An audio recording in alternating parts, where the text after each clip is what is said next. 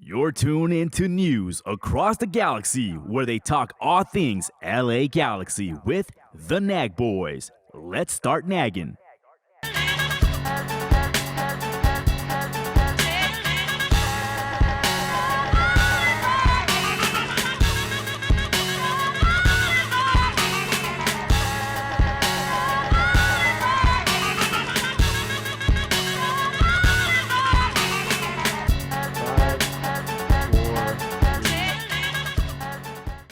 Hello, fellow G's. This is Edgar coming at you from NAG Studio East.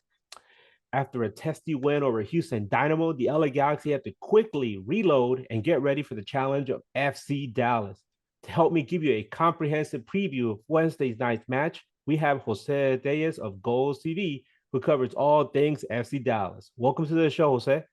Edgar, my man, thank you so much for having me. It's an honor to be here. Man, if there was ever a season for me to do a show with you guys, I imagine this wouldn't be the season, but we're here now. I'm excited to talk the game tomorrow. It should be a good one. Well, coming into this game, when you look back at the history between these two clubs, it's pretty close. I know that Galaxy have won 48 matches, FC Dallas has won 38, and but in recent times, LA Galaxy has had an extremely difficult time with FC Dallas. They have lost their last four matches and haven't defeated FCD since a 3-1 victory on July 7th, 2021. That's how it goes from Ryan Raveloson, Kevin Cabral, and Ethan Zubak. Remember those fellas, guys? Before that, Galaxy beat Dallas 2-0 in 2019. And before that, you have to go as far back as 2015 when Galaxy beat Dallas at home 3-2. And earlier in the season, 2-1 in Dallas. And that was the last time that Galaxy beat FCD on the road 9 years ago. It's a fascinating run for Dallas, who have beaten. I mean, it's a fascinating run for Dallas. Galaxy have only beaten FCD twice in their last 15 matches, which is more incredible when you factor in that there are only two draws during that stretch. So, one of our listeners, to live and die in LA, he asked, LA Galaxy always seems to have trouble with FC Dallas, no matter what their current form. What does Jose think are the reasons for FCD always showing out versus LA Galaxy? I think that's a great question, by the way. I will say, I think it's a layer of comfortability between the two clubs, right? You look at two MLS 1.0 OGs, right? For those who've been watching MLS since the late 90s. These are two of the original clubs to kind of come in and represent their respective markets. So we played each other quite a bit. We know each other well. I will say some of that feels a little bit different this season, mainly because I've been a very big advocate of the LA Galaxy. I think you've taken a non-Galaxy approach to this season. And I will say equally, Dallas has somewhat taken a non-Dallas approach to this season with the recent signing that we've made, the record signing that we've made in the offseason, which is very unlike us. So what I'm hoping it produces is unpredictability, fireworks, hopefully goals on both sides, right? We all want to see a good game. Hopefully Dallas nets out more than the Galaxy do on the road. But despite the record, I think, there's still a lot for Dallas to be kind of nervy of when you think about this game. But I think no matter what, we come into this game knowing that this is a team we play time and time again. We see them every season. And I would say I wouldn't pay too close attention to what happened last season. For me, the Galaxy were somewhat of an anomaly. I believe it was the last regular season showdown that we had going into the playoffs against the Sounders. That might have been a 3-1 or a 4-1 Dallas. And that was also on the road. And so that one does give me like some kind of hope, but these two teams are in such different form from that time back in October that you can't read into it too much. I think this game is actually kind of a wild card for me. That's good because a lot of people are looking at it and they're saying, man, they have to win. LA Galaxy just went through a run where they got a lot of draws, and then they had that really scrappy, very, in our opinion, it was a very ugly win. Some people will say otherwise. They'll say, oh, it was a very professional, very methodical win. But I thought it was just an ugly game. But sometimes you just got to win ugly, and that's important. That's the mark of a good team when you win ugly and you don't commit the same mistakes you've made in the past. Now, um, Dallas has had a very difficult season so far. Only 3 wins, and we were just talking about this before we started recording. But you guys just endured a 3-3 draw, and I know it sounds terrible. Enduring a draw, right? If it's, you talk about some draws feel like wins, some draws feel like losses, but this draw against RSL, if you don't know anything about what happened and you look at it, you're like, this is good on paper. RSL is one of the better teams in MLS this season.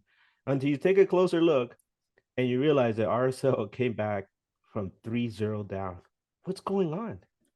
Man, and I called it. You know what's crazy? I think that anybody who watches our flagship show, Wake Up MLS, on the Goals TV channel, it's we do predictions every week, and I literally said, Edgar, going into this game, I was like, if we walk out of this with a draw, just considering what our form was, not just offensively and some of our woes there with key players being missing due to injury, but also with just the tactics that we have set up defensively, I expected RSL to get goals.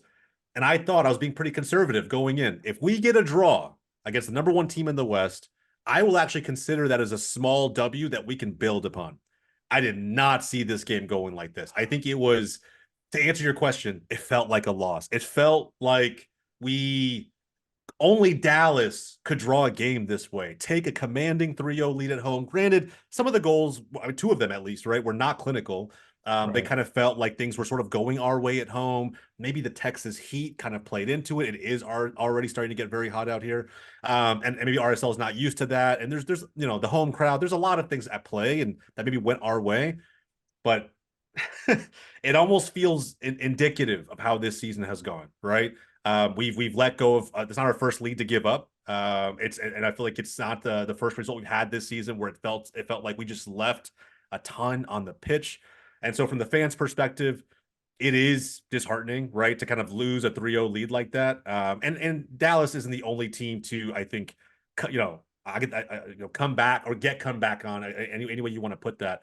To drop a lead that way in Major League Soccer, even this season, but it's happened year in and year out. You kind of see it, and it always kind of takes you aback, and maybe is even a good kind of representation of why MLS is so entertaining, right? Why we all love it so much, because you just never know how these games are going to go. But man, that one was a dagger. That one really hurt. And I think that if we could have won that game, it would have set us up for a really interesting, what I'm calling one of the more difficult stretches of the season for us as we get ready for a tough summer. Having RSL, LA Galaxy, and LAFC all in a row, two of those games on the road. I was hoping that we could carry a win into those next two. We're carrying a draw against a very good team, but nonetheless, we need to really kind of bounce back and prove that we do belong on the pitch with some of the best teams that the MLS Western Conference has to offer. So we'll see how it all goes this tomorrow night against the Galaxy. But the RSL game, while I would have if you had told me before the game, hey, it's going to end in a draw 3-3, are you okay with that? I would have said yes, 1,000%. Yes, 3 goals from Dallas. We've only done that, I think, maybe one other time this season. I will gladly take that. But man, I did not see it coming in the fashion that it did. Yeah, and Zach McMath is usually pretty solid, and to have 2 howlers like that, especially that second one. Yeah, I didn't see it coming. Goodness. I didn't see. I'm telling you, I really thought that it was meant to kind of go Dallas's way, and sure enough, it wasn't. It wasn't. Yeah, I mean, also that second goal by RSL, like we were saying, nobody's gonna stop that. No. I don't even blame Martin Boss. Martin Boss is such a great keeper. We talk about McMath, right, being so good. Boss has been, in my opinion, our very best player this season, outside of maybe Patar Musa because of how many goals he scored. But I can argue that Dallas might even be in last place in the Western Conference if it really wasn't for Martin Boss. And I can't blame him for that. That was a thunderbolt right to the top left corner.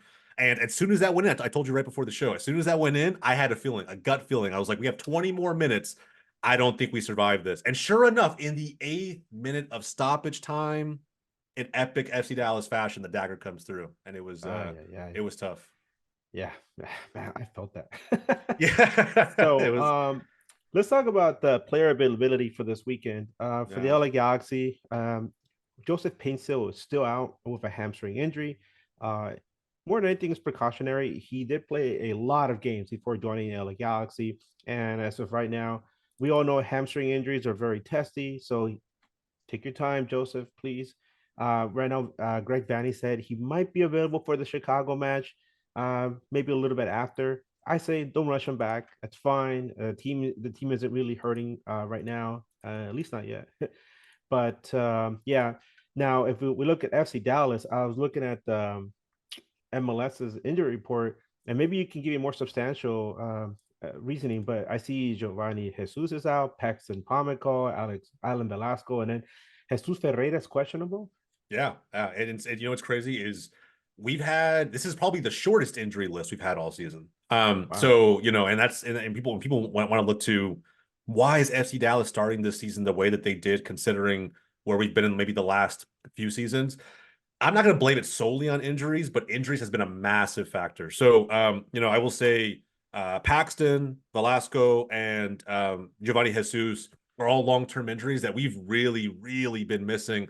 I will say most notably Paxton Pomykal. He's someone that I still, for the life of me, cannot figure out why we didn't address his injury problem sooner. It was one of those injuries where they, for whatever reason, walked into the season trying to determine whether or not he should have this season-ending surgery. They tried to play him for a game or two. He never made a single appearance after that. And then 3, maybe 4 weeks into the season, decided that he's no longer going to play the rest of 2024. He's out. So we lose basically our biggest creative midfielder. And that to me it felt like a dagger. It felt like this is where the season's going to go. This feeling is one that I need to get used to for the rest of 2024. It's kind of what it felt like. Giovanni Jesus and Alan Velasco, I think they will come back pretty soon. Those are long-term injuries that we really need. A lot of pace, a lot of quality, one a fullback, one being a DP winger. So imagine, right, Ferreira and Velasco we have not had for the majority of the season so far, and that's 2 of our 3 DPs.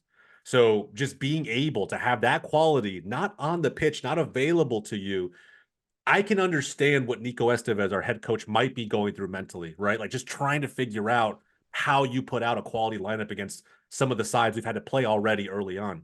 But, you know, I like to say, based on what I saw against RSL, because I've been very critical of FC Dallas up to this point, based on what I've seen against the top dog in the West, I feel slightly better about the players we do have available, right? And mainly not from a quality of control of the game or how we build up our play, because some of those things are still lacking without guys like Pomykal.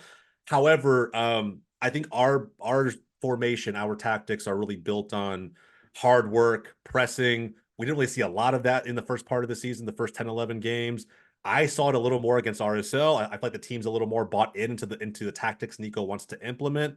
And maybe it's helping us a little bit while we get some of these guys back. Ferreira, though, was very interesting because, and I'll kind of wrap the injuries part on this. Ferreira, to me, is the most recent. Like I said before, Velasco, Giovanni Jesus, and Paxton Pomykal are all kind of long-term deals. And we won't see Pomykal for the rest of the year. But with Ferreira, he tried to come back. I think he tried to come back early, mainly because Nico Estevez might have been on the hot seat. And I think that when a manager's on the hot seat, you start to pull players back a little bit early. You start to do whatever it takes to make sure you can start to win games and net points. And it happened in the Open Cup of all competitions for it to happen. But he played 27 minutes against the Rowdies about a week ago, and then pulled up with the same hamstring injury thigh injury, I should say, that we saw him pull up in the preseason against Inter Miami, which caused the injury and the misses in the first place. And so we probably won't see him back for another few weeks. I think this time we'll probably try to be a little more careful with him. But it's concerning, man. He was our biggest offensive threat for the last 2-3 seasons. We were all really excited to pair him with Petar Musa and see what could happen. And that dream is delayed for at least a few more weeks now. So yeah, it'll be really interesting to see how we cope without those very key injuries. Yeah, I had no idea that Pomykal was out for the season. And he's one of those players that I always thought it was kind of interesting because My buddy and I used to always joke like, "Hey, Paxton Pomykal sounds like he's like a seeker for Ravenclaw," you know? Yeah.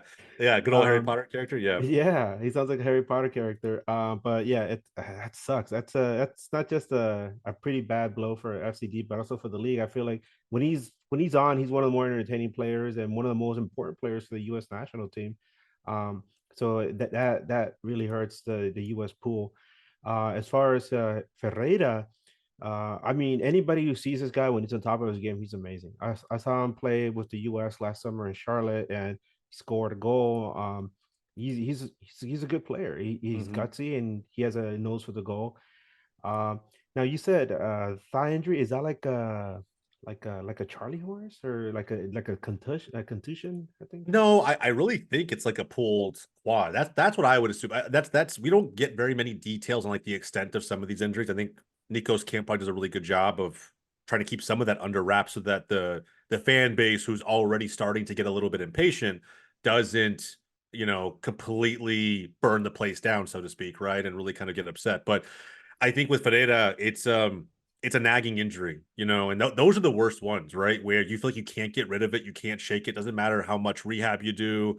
You see a player kind of make an appearance, maybe plays a couple games in a row, and then has to miss a game or two because it flares up again or whatever the case may be. I don't know if this is something that maybe in the offseason they'll have to address more seriously. I know Ferreira probably has dreams of playing anywhere abroad, and so those become implications for him and his career and his journey as well. But yeah, I think it's just like a nagging thigh, a muscular injury, and those are, like I said before, those I think are the worst ones.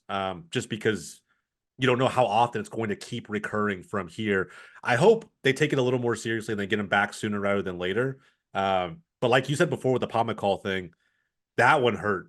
I'll be honest. Like that one to me, it's like he's another one that's just he's had some injury problems throughout his career, but I don't think we've ever seen a season as because he's a homegrown player. I don't think we've ever seen a season where he starts and the season fine and just never finishes it. I think even though he misses games throughout the year, you know, I feel like we should have been more prepared for that for whatever reason. I think there is going to be an opportunity to replace him in the summer.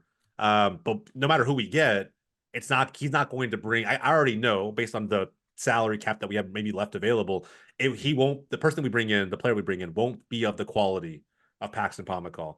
But I believe that we at least need some depth there, right? Otherwise, we're relying upon 34, 34 years old, Yada Mendy, or 35, however old he is now, Yada Mendy to really control the game. And he's just not that player at this point of his career anymore. I don't think he can make it another 30 games, right? Potentially with playoffs if we get that far, because of just where he's at in his career. So it's a very big loss. So you mentioned that how Pamiko is a homegrown player, and one of the biggest, I mean, one of the biggest not kept secrets in world football is what a great history the FCD Academy has. If you're new to MLS and you haven't heard about it, FC Dallas has always had one of the probably the best academy across MLS, and producing a lot of players in Europe, a lot of MLS superstars. And I was going to ask you a two-part question about that. First, Mm-hmm. why is it that FC Dallas has always been so successful with their academy programs? And two, how does a franchise like FC Dallas try to find that balance where you you bring up these players in your academy and you know they're going to be big? When do you How do you make the decision to sell? And how do you convince some of them to stay and hopefully make your team good enough that you win championships? That's a great question. So I'll answer the first part of that. I think how has Dallas gotten to this point with the youth system and the academies? Because it is a very detailed and intricate youth system setup. And I remember going back to when they first formed the professional team and rebranded from Dallas Burn to FC Dallas back in 03. And I think the Hunt family, the ownership, really made it a point to build something that was not only exciting for soccer fans in the broader Dallas Fort Worth market, but was also sustainable, right? If you can get to it, profitable. And I think when I think about just the broader soccer ecosystem, especially here in North America or even stateside here in the US, I think what Dallas has done that's a little bit different than just about any other team in Major League Soccer, has really been the focus on the path to profitability, which is youth soccer. I can't even think of how much more investment at a broad level in this game on the youth side of things as opposed to the professional side of things. I think the pro side has caught up in recent years because the game has just evolved and become bigger culturally, right? And so naturally, you see more investment as a certain culture gets built around the fans and the community, and it's the natural progression of most sports in general. But I would say with soccer in this country, youth soccer has always kind of been really, in my opinion, where the business gets done, and sometimes that results in a negative thing, I guess you could say, right, with the pay to play system. And I won't go into all the gripes there, right, in terms of how much talent we're missing out on by having that model in place. But when you see how much is being invested there, I think it made sense for the Hunts to kind of look at that and say, okay, let's invest in our youth system accordingly, the same way. And if we do things right, it will net out in a system that allows us to, one, have players internally that we can bring up to the first team that we don't necessarily need to go out into the market and spend money on. So we're going to save those funds and continue to reinvest in our product, our system. But then two, right, it also gives you players who maybe are ready for the first team a little bit faster, right? Because they know the system, they understand how it works, they're getting exposure to the first team. When I was coming up as a youth product, I played in the FC Dallas system as well, and it was on certain weeks, the first team would come out and scrimmage against us or play drills against us. Like you get that exposure in that system pretty early. And so by having that, right, when I had other friends who played at other local soccer clubs just scrimmaging against another team in their age group or whoever it may have been, the youth at FC Dallas felt like they had this edge competitively, and it netted out. And when the development academy was still a thing, right, it netted out in championship after championship after championship, regardless of the age group. And so that is what I will say is kind of like the one shining light at FC Dallas, is that I think we've built a sustainable and decently profitable system that allows us to kind of be looked at as someone who's innovating on the youth system front, right? Who's producing homegrown talents. Now, the second part of your question, when to sell, I think that answer has changed a lot over time.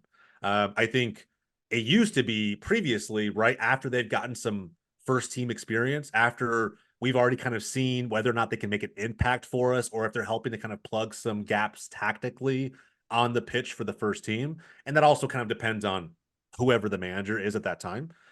But I think as the years have gone on, as we've approached this era of modern football, so to speak, I think it's become, can we sell a little bit faster?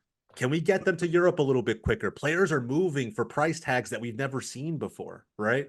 Look how quickly Ricardo Pepi went from North Texas SC to FC Dallas to Europe.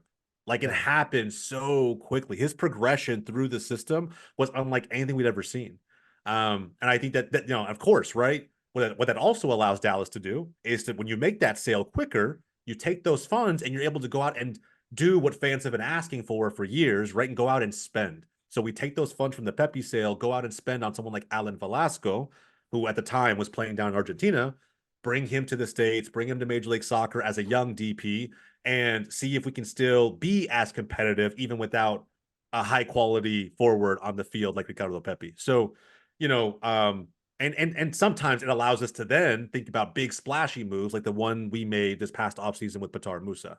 That is more of a rarity, right? But having a system in place like the one we have on occasion does allow us to go and make big splashes in the market like the one we've had with Musa, simply because we're not like the other expansion teams. We're not big spenders in the market. We don't have this giant group of investors who have recently just come in and given us all these funds. And even with the salary cap in MLS, right? I think we've been very, very careful about our spending, sometimes to a fault. And that you mentioned before, we have no MLS Cups. And you can argue that it's because we've put so much emphasis on building a profitable, a sustainable model.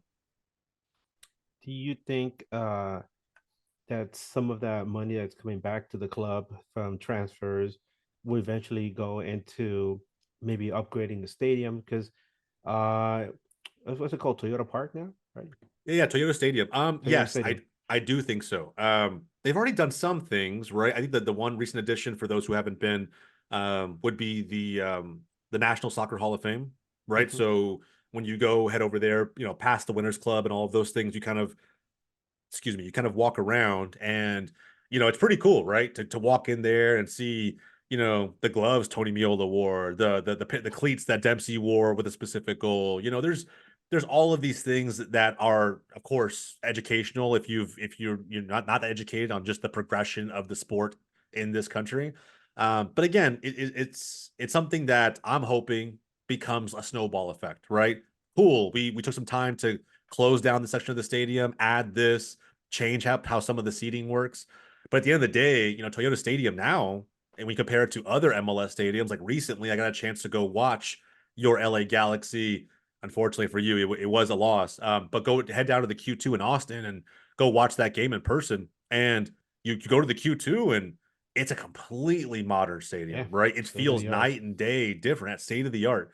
And it feels like it was built for fans in 2024. Whereas Toyota, no major knock against it, but it's about 19,000. The stadium, it kind of digs into the ground. Part of it sectioned off solely for the Toyota sponsor, and there really isn't much seating there. It's very family friendly, but it feels like it's somewhat outdated. So, I'm hoping that over time we do see more investment in the stadium. Yeah, I mean, it definitely served its purpose when it first came in, during that time when MLS was beginning to grow its own soccer-specific stadiums, but not having a cover or some kind of shielding against the Texas sun. That's got to be kind of rough, especially on those Sunday games, right? Ooh, yeah, you're telling me, man. It's only gonna get worse actually too. So my season tickets, I'm gonna keep going to the games, obviously, right? But hopefully no day games. Like that's the one thing I'll pray for the sun to already be down and we can just enjoy it. Okay. Uh, with a short turnaround, in this game, there's definitely going to be some rotations. So we're going to get into the game right now. From the LA Galaxy side, we might finally get to see the new Galaxy center back, Carlos Emiro Garces, who was acquired by the club nearly 2 months ago, at a time when Galaxy was really hurting for center backs. But all this time, and he has yet to make his debut. So you might finally see him. Who knows? I know Greg Vanny was saying that they're waiting for him to feel comfortable coming into the team's defensive scheme. So they want to make sure he's prepared. And what a way to start, right? Against FC Dallas in the middle of the week, giving one of his teammates some rest. We might also expect to see Jalen Neal to see some time, although that would mean that either Maya Yoshida or Cáceres might not play. But who knows? It's the middle of the week. Either one of them might get a break. Mhm. And also, after Dejan Jovalich's lukewarm performance against Houston, Miguel Berry might get to start up top again. I know some people are probably shaking their heads right now, but Dayon isn't doing any better. He only has 2 goals in his last 8 matches, I think. So don't be surprised. And also, Novak Mikovic might get started goal instead of John McCarthy, and also expect to see Edwin Cerrillo start instead of Gaston Brugman. So this is what's probably going to happen with the LA Galaxy. A lot of these guys are hungry because there's a lot of competition for these starting spots, and having these midweek games is a good opportunity to test the depth of this club, which is something that LA Galaxy has not had in a very long time. But from the FC Dallas side, what can you tell us, Jose? Yeah. Well, first off, before going to that lineup, I think this is also going to be a big game for Cedillo on your side of things. Obviously, a former FC Yeah. Dallas player. I don't want to call it like a revenge game from his side, right? But that was definitely a move that I'm sure in his heart he really was comfortable making, but he was starting to kind of build a career for himself here in Dallas. So local kid, grew up an hour south of me. And so, I think a little bit of a homecoming for him, which he'll want to put on a good display. But from the Dallas side, I think there will be some rotation, 100%, because I think even with who we had on the pitch last week, there's some players who maybe might be nursing a small knock here and there. So, I think our back line, keeper included, remains the same. I think Martin Foss stays back there. I think we go with the same 3-back lineup that we featured against RSL. which could pose some problems for us, but we'll see. I think Junka, Tafari, and Ibiaga, we've been so consistent with all three of them. They're probably going to remain as our three starters. Our four in the midfield, there will be a little bit of rotation. I think, our wing backs, Farfan is probably going to remain as a starter, but I think Tumasi will likely get subbed out, not just due to quality. I think he's been extremely questionable. In fact, I still don't know why. I know why we continue to start him. We are starting right back is actually injured, but I feel like we have to have another similar profile of player that we can play there, because Tumasi to me just poses too much risk. But with that said, he picked up a knock a couple weeks ago, and I'm surprised he's still getting this many minutes. So in a midweek game, I think we'll slot him out, maybe slide Bernie Kamungo or Dante Sealy in. They both have good experience at that wingback position, both have a lot of speed. But I think our two core center midfielders will likely remain the same. I think it'll be Yaramendi and Frazier. And I fully expect Frazier to probably be somewhat given the tasks of trying to lock down Ricky Puig a little bit, or at least limit him in some form or fashion. So I think we'll keep an eye out for that. I think that'll be some of that will be there. And at the same time, to just free up a little more room for Yaramendi. I think he'll probably be given the task of trying to create a little bit more for the three up top, which it's going to be a makeshift three. But after his goal last week, I fully expect Patrick Delgado, one of our new signings in the offseason, who I think has actually come out and looked very versatile, whether he's playing as a holding mid, an interior mid, or even someone who's pushing up into the attack. He looks comfortable on the ball regardless. So I think that he'll be there. His legs are getting kind of tired and he's showing some fatigue, but with a game this big, I think he will start. And then the big question mark for me, I think Musa is a given, but I don't know if we go with someone like Paul Arriola or we go with our new rookie Logan Farrington as a second striker. I think Arriola, to me, I don't want to come out and single a player, but he really has offered next to no value. Like I still don't understand really how he's even captain. I think to me, Jesus Ferreira really should be, just considering his history, not just even as a homegrown player, but his dad, right? He's literally Ferreira 2.0 when it comes to this club.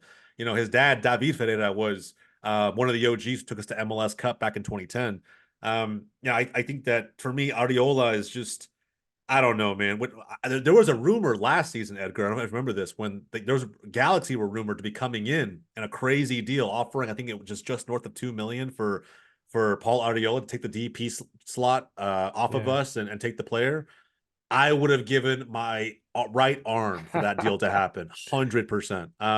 I easily, man. And again, it's not like a huge knock on Arriola. I just don't see realistically in our system what value he really offers. He's kind of just running around trying to be useful, but when he gets the ball at his feet, he either loses possession or doesn't find the right pass, and I think it hurts us more than he helps us. So I'm hoping that and I'm saying this as he netted a goal against Real Salt Lake this past weekend. So and that's his first goal of the season. That's probably his first or second goal in the last 2 years. Like, I'm still waiting for this man to show up in the way that he did prior to the 2022 World Cup, when he was still in contention for U.S. men's national team status. But if he doesn't start, which I'm kind of hoping he doesn't, I would love to see the combination of Musa and Farrington up top, two tried and true strikers, one a rookie and one, I think now he has 5 or 6 goals in MLS play so far, and Petar Musa.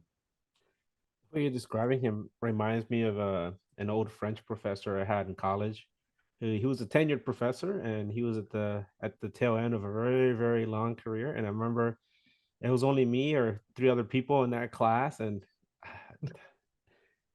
his idea of teaching was just like, he shows up, talks to you, makes you read a story, and then he goes home. And there was this one girl in class who absolutely loved him, and I just looked at him as like, he himself is the class. He's like this relic.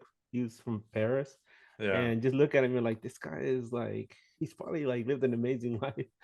And but at this point in his career, he's just like, I'm done.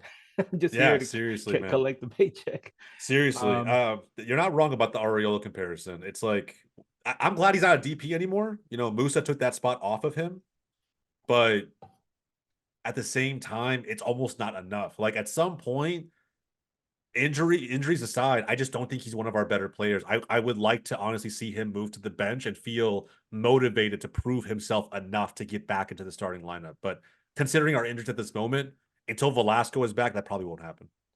Yeah, as far as LA Galaxy getting him, I'm thinking that might have been the old front office regime because things have Probably. changed a lot in the last 10 months, more or less. Um, yeah, a lot of Galaxy fans will probably ask though, and this is something I'm curious about too. Former Galaxy players, Sebastian Lletget, Omar Gonzalez, what's going on with them? What's their status with the club? Yeah, I think, well, first off, Omar Gonzalez is probably the biggest question mark of all, right? Because I think when we signed him as a free agent in the offseason, it wasn't like a head scratcher per se. I think anybody who was knowledgeable about the team could look at that signing and say, okay, cool.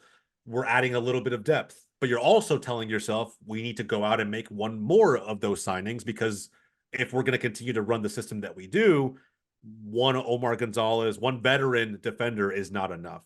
And so, I still think we need a little bit of help in the back line. But with that said, when Nkosi Tafari was not stepping up and kind of winning the duels that we expected him to win to kick off 2024, he got benched for Omar Gonzalez. And it was kind of crazy. In those 2 or 3 games, I think he netted clean sheets in 2 out of the 3. And he still looked like he had some legs. In fact, in the preseason, I was kind of raving that when we played against Inter Miami, that he flat out outpaced Luis Suarez to a ball. Now, granted, this is aging Luis Suarez, but nonetheless, like Omar still got a little bit of juice in the legs. So from my perspective, his standing is what it should be. He's a decent depth player that we can call upon off the bench if really necessary. But really, that's what he is solid depth, hopefully, for the rest of the season. Sebastian Lletget, I think it's really interesting because even if he was fully healthy, which I believe he still isn't, I think he's still playing with a little bit of a knock. But he's really being asked to do things that I don't believe are in his wheelhouse, which affects how the fans feel about him a little bit. I think his days of maybe being a winger with a slight little bit of pace and some quickness are gone, right? I think he's in his 30s now, and he's still got a great touch on the ball and can still move the ball around a lot. But I don't think you can ask for him to be that guy for a full 90. Now, with our formation, he's probably a little bit more of an attacking mid, but because of our injuries, he's had to play more of an interior midfielder position, play more of a box to box role, and his legs don't let him do that either, right? Like he can't really last a full 90 doing that. So we haven't been able to get the best out of him, in my opinion, just yet.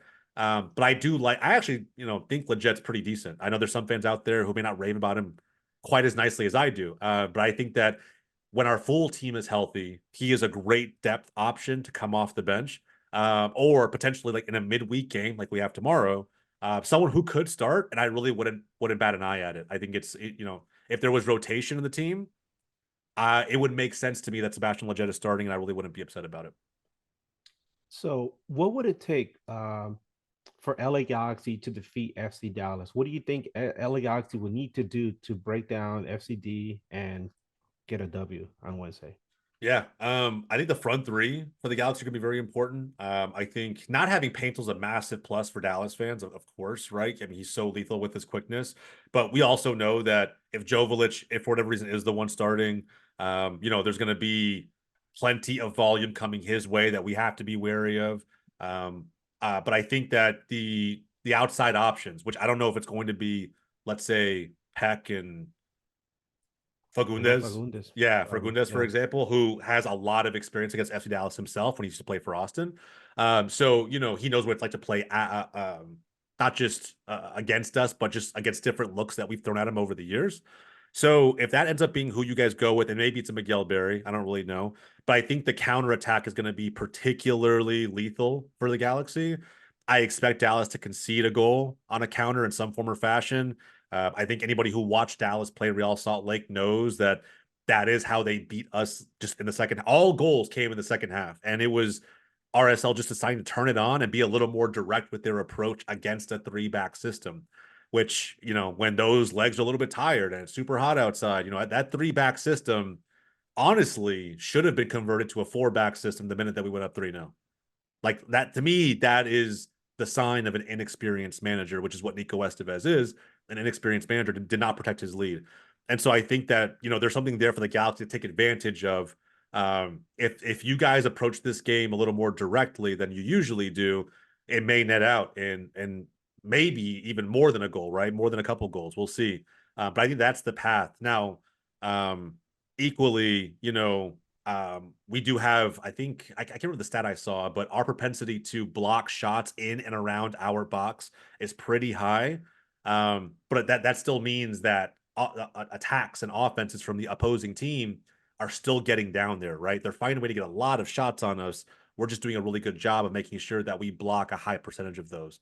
So I expect Galaxy to have a number of chances in this game. It's going to be whether or not they can convert. Another thing I want to point out is I looked up the referee. Every week I look up who the referee is going to be assigned to our games. So for the pro referee assignment for the LA Galaxy is Philip Dujic. He's a Canadian, and he's been with MLS since 2022. He has refereed 28 MLS matches, two with the LA Galaxy, resulting in two draws at home. A lot of twos there.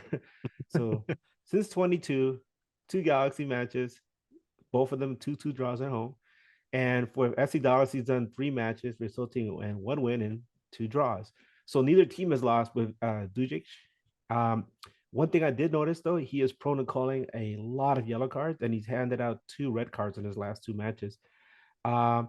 Take that into account, and then also take into account the record the Galaxy has against Dallas. And this game is kind of up in the air a little bit. Like a lot of people feel confident. Yeah, Galaxy's gonna win. They have to win. They're at home. Dallas is hurting. They're probably still kind of trying to figure things out after that draw that felt like a loss to RSL. This is a chance for Galaxy to pounce on them. But then you look at the history between these two clubs and you look at the ref and you're like, something's got to give. So let's get into predictions. What's your prediction, Jose? Yeah, I'll be honest. I'll kind of mirror what I said last week about Real Salt Lake. I think realistically, I think that in Carson, I expect the Galaxy to win 2-1. I think we score. I think this will be one of the, I won't call it rare, but maybe uncommon W's in recent times for the Galaxy. But with the same time, if we were to net out a draw, I would consider that a victory for Dallas. Just considering where we are, considering who we have out, and just the tactics that are really kind of plaguing us at this moment in time. If we were to come out of Carson with a draw and head over to BMO for the LAFC match with 2 points out of the Real Salt Lake and LA Galaxy matches on our schedule, I would be pretty comfortable overall with that. But with that said, I know how hard it is to beat a team that maybe not be in the best form, but it's still in a good place on the table in their own backyard. Very difficult thing to do. Yeah, Galaxy definitely like in a game against Houston and a game against San Jose that happened recently. Um, if they're gonna lose these games, it's because they're gonna beat themselves. Galaxy has all the tools to be able to succeed in this league, but we have yet to see a game where they play fantastic from whistle to whistle. We've seen stretches where they have really good second halves. The Galaxy is actually known for being a good second half team. They've come back a lot, but they really need to get on that front foot, and they need to, if they're going to win this game, they need to score early and make sure they make Dallas feel uncomfortable. But given the history, right? Once again, I mean that's interesting. We're gonna maybe Galaxy will finally beat that streak, and because it seems right now Dallas is that bogey team. But will Dallas score against Galaxy? I mean, Peter Mosa is a really good accomplished scorer. Galaxy has been giving up a lot of goals in set pieces. If FC Dallas can figure that out, maybe they can get one in there. Although Galaxy has been trying really hard to work on that. But you never know in these games, especially the midweek game where there's so much rotation. But taking everything into account, I would be very happy with 2-1 win. And I would normally say a shutout, but you never know. Like I said, Dallas just happens to have the Galaxy's number. So got to give them at least that one goal, and the score could go either way. But given how Galaxy absolutely needs to win, they need to get points. They have that pressure on them to get points at home after all those draws. I'd say 2-1 Galaxy victory. One thing I will say to keep an eye out for in this match too. You mentioned some of the talk around the referee assignment for this game and propensity for cards and discipline maybe to be dished out. I think the matchup I'm really looking for in this game will be a spicy one. I think it's be Cáceres against Musa. I think if Mm. Cáceres gets the start, two very, very physical players. I think the one thing I've been most impressed with Musa coming into the league, outside of the first, like maybe let's say two, maybe three games, because his finishing was lacking a little bit in those first few as he was trying to find his feet, has been just his brute physicality. I think his ability to even take on two center backs in a 1v2 scenario and just completely brush them off and keep moving with the ball, and that ended up maybe finding somebody else who's wide open in space because he attracts so much attention to him. That to me is going to be a very interesting matchup. And again, whether it's Cáceres or whoever ends up pairing with him, Yoshida, Neil, whoever it may be, I have a feeling they're going to have their hands full. Maybe not with necessarily the number of shots Musa will net out, but I think just the pure physicality that the striker has to offer. So we'll see, but there could be some cards there, especially if it's Cáceres who's kind of marking him up. We'll find out. Yeah. More than anything, I think both of us agree that we hope for an entertaining match. I know you guys had that ugly draw, right? And we had an ugly win against Houston. So let's put the two negatives together and create a positive. So we have a nice entertaining match or in the middle of the week. But anyway, thank you so much, Jose, for joining me today, for joining us here at News Across the Galaxy. We look forward to talking to you again later in the season when Galaxy travels to Frisco for the return match.